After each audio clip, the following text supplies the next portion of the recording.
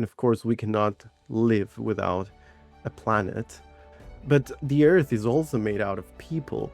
And I think that the impact that tourism has on the places where people visit is also something we need to take a lot more consideration on. What are the residents feeling when they see lots of tourists making a change to their daily lives? Are they happy with that kind of development? Have they even been asked whether they would like more tourists coming to the places where they live?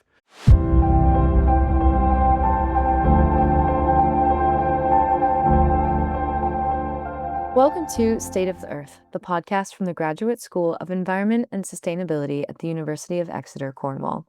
Here, we explore the issues shaping our planet's future and look at how we can make a positive difference through advances in technology, conservation science, business management, and more. I'm Sophie Crossley, your host for this episode, where I had the pleasure of speaking with Jose Melenez Roman, lecturer in sustainable tourism at the University of Exeter. Jose is a social scientist whose work focuses on how organizations and stakeholders can collaborate to address complex sustainability challenges in tourism.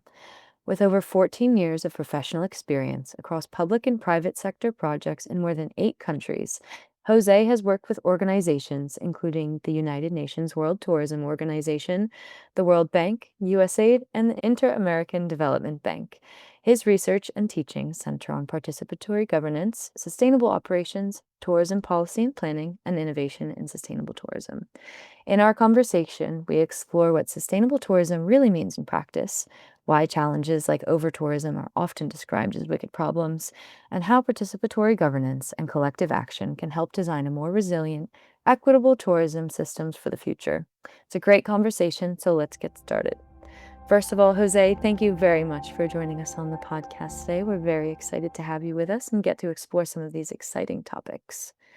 So, to start us off, sustainable tourism can mean very different things depending on context. So, from your perspective, how would you define sustainable tourism and how does that shape the work that you do? Thank you, Sophie, for the question. So I think we have a textbook definition of what sustainable tourism is. And very similarly to what sustainable development is, it is basically about minimizing the negative impacts of the tourism activity on the environment and the economy, as well as on the society, and maximizing those positive benefits. Of course, we've seen over the decades that this definition only focuses on minimizing impacts and maximizing those that are positive. So that all opens some questions on whether this is the most precise and whether this is the one that will take us to what we really want to achieve. In the tourism sector, different reiterations of sustainable tourism as a definition have been developed. One of those is responsible tourism. And this one puts the emphasis not only on the environment, the society, and the economy, but on the responsibility of the stakeholders that manage the tourism sector, so that they actually do their part to create better places for people to visit and live. On the recent days, we've been talking a lot about regenerative tourism, and in this case, what we are looking for is that we don't only minimize what is negative and maximize what is positive, but we actually create better places, that those places are driven by the residents, and that we create places that protect and thrive from its environment. Thank you. Yeah, that's a really great definition. And I thought it was really interesting that you said, there's quite a few terms and different vocabulary that seem to be entering the conversation over the past few years. And so, as I'm sure you know, and many more people are becoming familiar with this terminology, sustainable tourism has really moved into the spotlight here, into the mainstream. So, from your experience, how have you seen the field evolve? And what do you think are some of the drivers that are causing this increased attention we're seeing now? That's a great question. So I think that people are more sensitive to the idea of sustainability in general, not just in tourism, but in everyday life consumers. So as tourism is a very heavily based consumer based industry, We also see that there is a demand from the consumers to look for more sustainable places to visit and more sustainable enterprises to engage while traveling. Of course, that's one driver, but I also think that maybe the most important one is actually regulations and how governments have really seen that tourism, as much as it is a force for good, can also be, a negative industry in some places. So, as talks of over tourism and cities being overcrowded by lots of tourists, governments have started to regulate the arena a lot more. And businesses have also seen that in order for them to survive, they need to protect their resources. They need to protect the places that tourists are visiting, or they just end up with nothing.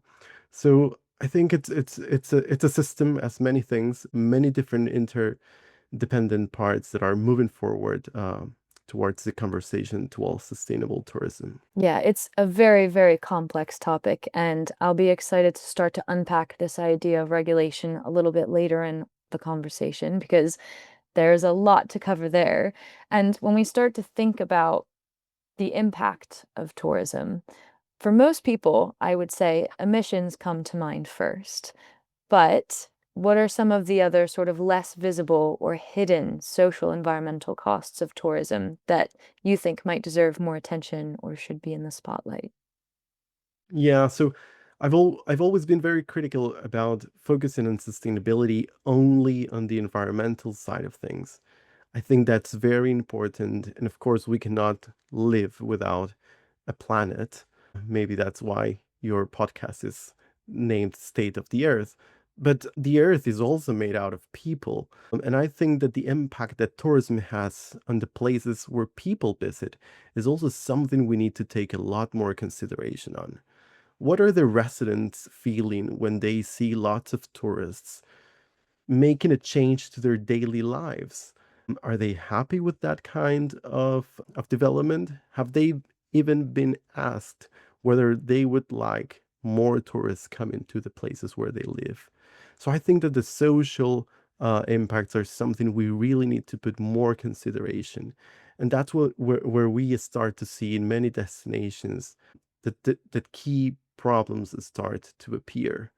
Environment, it is important, but sometimes the solutions are more technical, focused on technology, or focused on very specific regulations. However, dealing with people is usually a lot more complex, needs a lot more time, and changes happen much more slowly. So I think we need to really put more attention at that part of the sustainability of our sector. I think that's a really great point. It's a lot about balance, and it's very easy, I think, for some of the public eye just to be focusing on some of these more green or sustainable topics, if you will. But like you said, sustainability also includes people. And in that sense, just kind of following up on that aspect, how do you think we might better be able to integrate this awareness and care for people and their cultures in the areas of tourism? That's a big question, I know, but just bringing some more awareness to it. Hmm. Yeah, so I think that from a management point of view and from a policy point of view, the key here is to really engage residents of the places that we visit into the decision-making process of what happens in that tourism destination. We very often see in tourism destinations that residents are consulted about what is going to happen, but very rarely we see that residents are the decision makers themselves. And I think that that very nuanced distinction is very important. Are we just doing a performative consultation, or are we actually engaging resident groups and civil society into the decision-making process of whether we should attract more tourists, whether we should invest in more tourism development, and any other decisions around their places? So I think that's where key change can happen. It sounds to me it's also very important that, stakeholders aren't just moving through these checkbox activities, if you will, not just speaking to locals because they need to, but actually following through with the actions that come after that as well. And that brings me on nicely to my next point, which is talking about stakeholders, right? There's a massive, massive supply chain in the tourism industry, from your businesses to government and legislation, all the way through to your local communities and the visitors themselves. It's a massive challenge to look at. It's a huge amount of people to organize and communicate with. So, how do you start to begin integrating change and making sure that all of these stakeholders are aligned? Mm. I think that's a very, very good question and a very difficult one. So the theory tells us that what we should do is to manage our stakeholders by involving them in the decision-making process.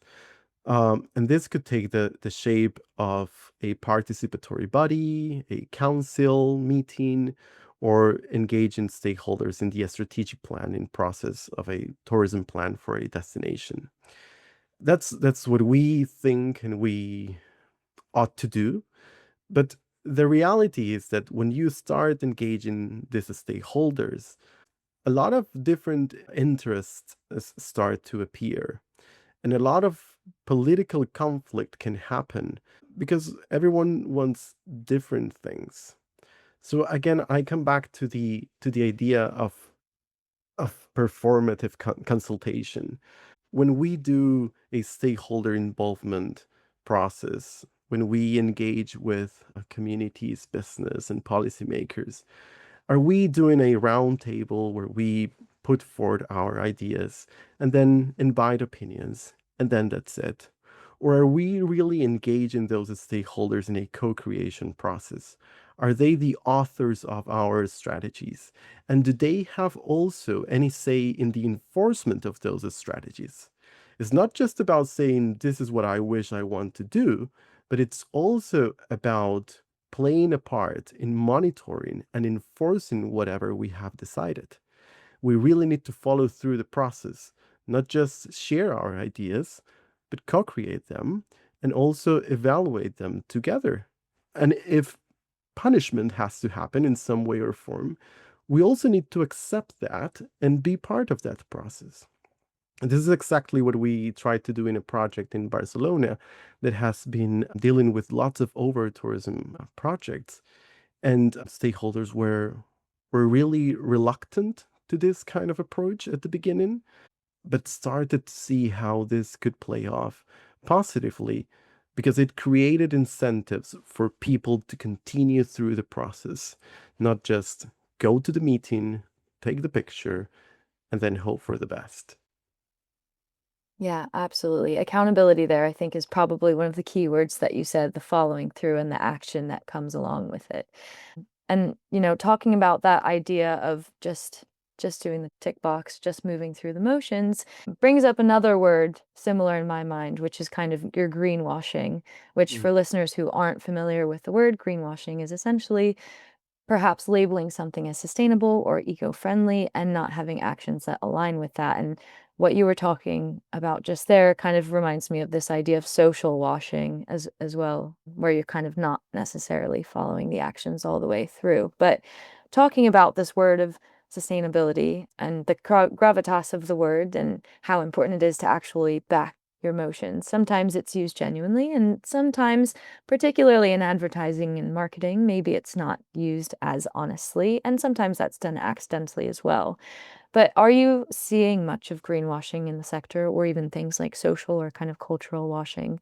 And how would you say organizations can actually demonstrate that their sustainability efforts are credible? Mm.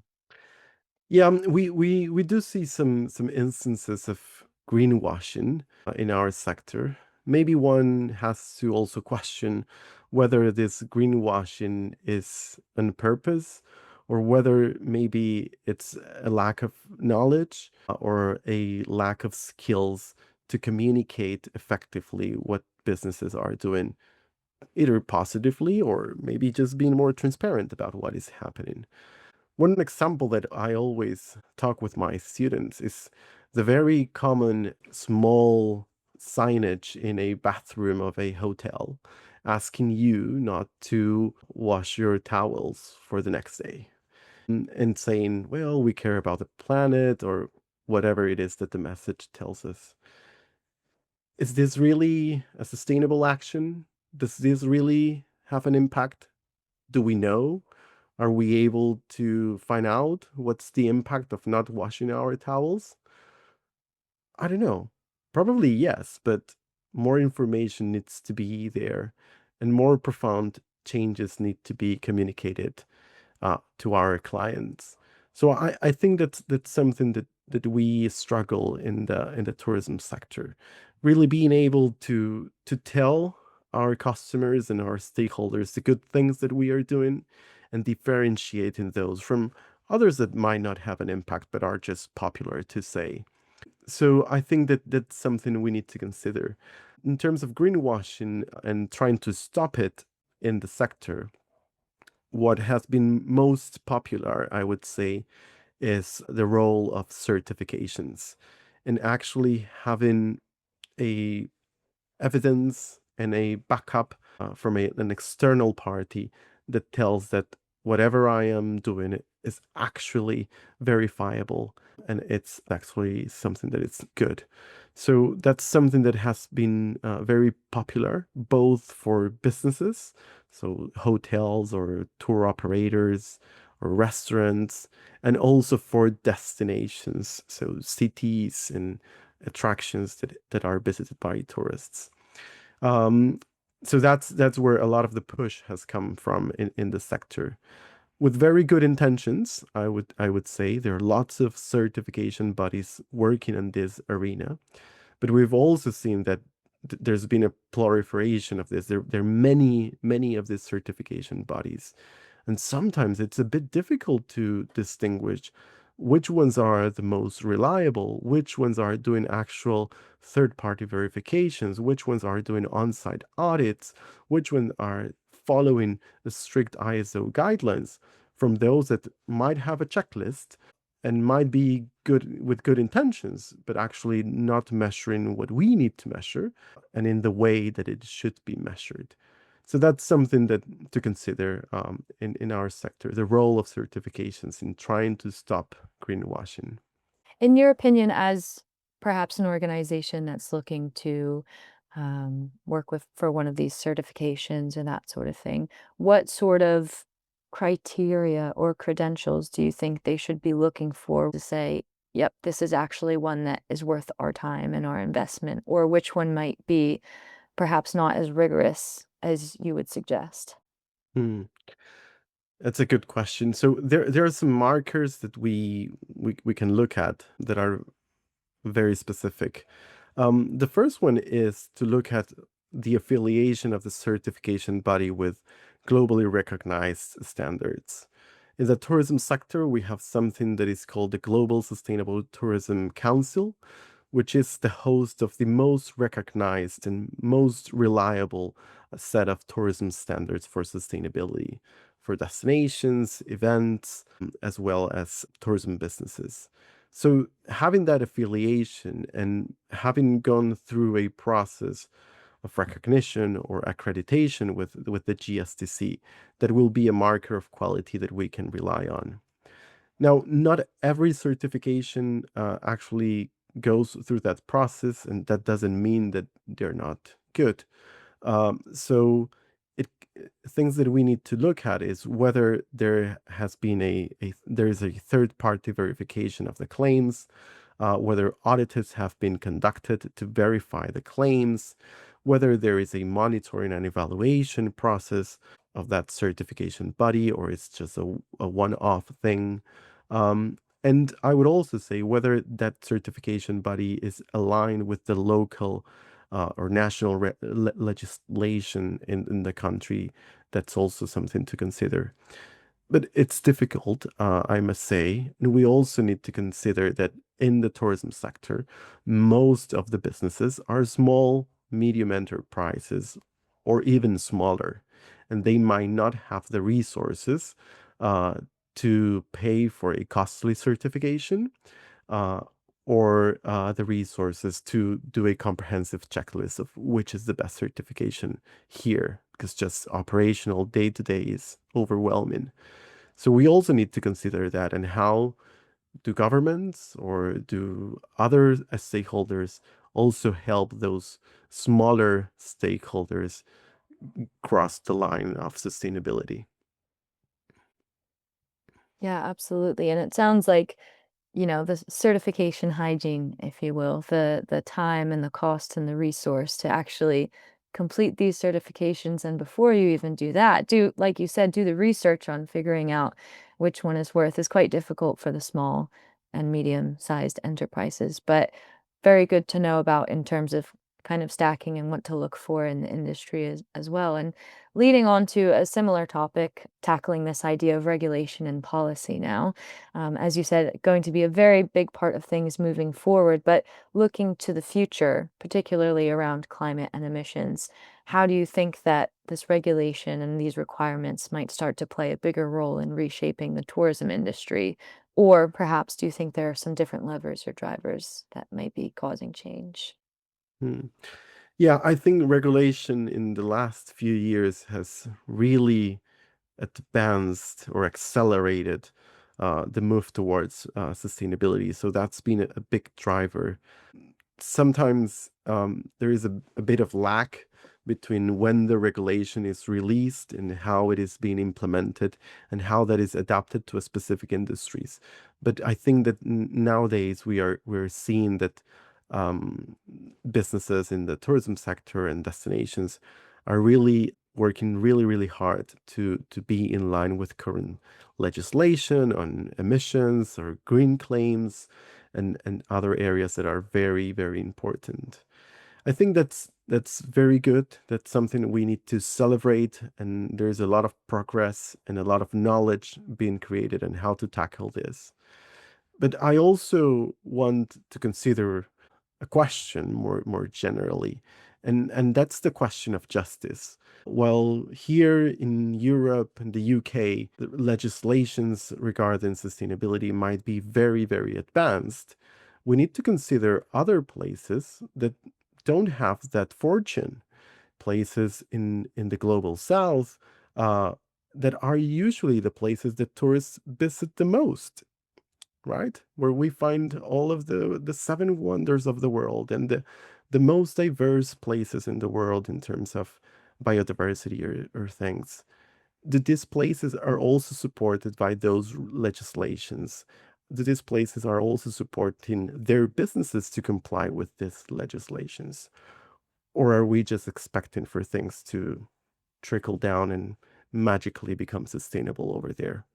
So I think that's something that we also need to consider, that the dimension of justice and how the world moves towards sustainability, not just the ones that have the most resources to do so. Yeah, absolutely. And I think, as you said, there's this aspect of supporting some of these other countries, but also protecting them, as you said before, this idea of the social and the local populations too, making sure that regulation and legislation are helping and supporting as well as making sure that these locations aren't being exploited either by tourism and those types of things. Have you seen some more positive change for support in the last few years, or do you think this is a bit of a missing gap in terms of coverage and awareness? I think that there is a gap definitely in terms of how do we advance those more, let's say, resources scarce places or stakeholders towards sustainability. Over the years, I've worked a lot in international cooperation for development, and there's been a lot of very good projects supporting businesses and governments in exactly trying to close this gap. But of course, we cannot hope for countries to rely only on international aid. We also need to be sure that we are building the capacity within those countries to thrive by themselves. So, this is a much more complex issue that goes beyond tourism and goes to education and to social justice in those places and how even democracy works. So it's quite a difficult problem to solve. What I remain hopeful is that some of these tourism projects that have tried to address these social issues and inequalities can serve as inspiration for wider change. And thinking that tourism as a sector, is an industry, very specific, and it's a very happy one because we all love to travel and we all love to go and find new places and meet new people. But it's also a sector that can provide with best practices, with knowledge on how to deal with more complex issues. Not just how to, I don't know, enjoy your visit to Machu Picchu, but how do you actually fix democratic process making within that place? How do you create awareness and engage in locals and social community in decision making? Those are problems that extend not only to tourism but to any other industry. So if we can do something and make tourism an example for good to other industries, that will be what I would love to see. I really love that perspective on it as well, taking as a positive example that might be able to transcend other industries. And as we start to wrap up with our last few questions, I think we'll start with a little bit of a fun one, but essentially, if you had a magic wand, let's say, and everything could go perfectly to plan, if everything went as you hoped it might, what would sustainable tourism start to look like in 5 or 10 years' time? Perhaps in terms of governance, business practice, or even community involvement. So I think I'll go back to my initial point, and that is that the tourism strategies and plans and development is driven by locals, is driven by the residents and the people that live in those places that are visited. That will be what I would want to see, and that I think that is something that could really create more wider systemic changes. I think that I would also love to see that stakeholders work together in a harmonious way, share transparently their interests, and are willing to enforce the rules that they claim and that they want for their local places. I think that that is something that I would like to see. I think it's also maybe a naive point of view, but I think that's where real change happen when when when normal people work together and are able to solve their differences, no matter how big or small, really cool things can happen. And that's what I believe in. Well, I really hope that your dream of what comes next happens because we'll all be much better off for it, for sure. And finally, to wrap up, we've covered some of the work that you do and all of the experience that you have, which is extensive, and it's been so great to talk to you about.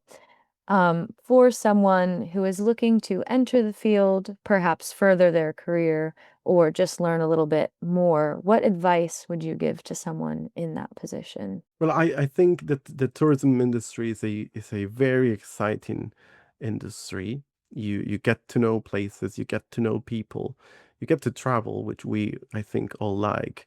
But whenever I started studying tourism, I met a professor, and he told me something that really changed my perspective.